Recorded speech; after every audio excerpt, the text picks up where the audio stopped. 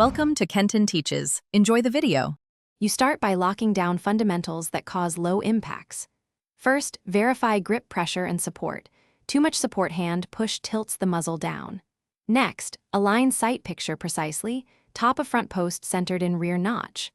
Once done, square your shoulders and set a stable stance with weight slightly forward so recoil returns to the same place.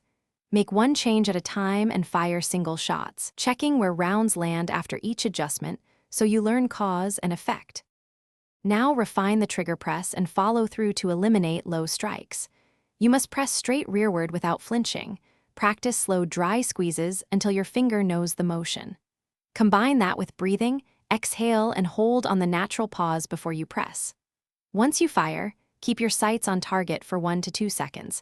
This prevents pushing the muzzle down as recoil surprises you. Repeat strings of single shots and short corrective tweaks so your nervous system relearns the correct motion.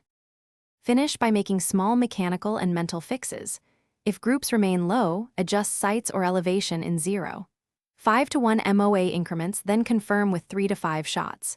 If adjustment doesn't help, swap ammunition and check for barrel or stacking issues. Inconsistent ammo can change point of impact. Keep a short pre-shot checklist to stop anticipation. Stance, grip, breath, sights, press.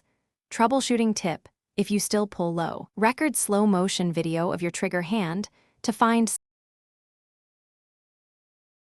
Thanks for watching. Please subscribe if this video was helpful.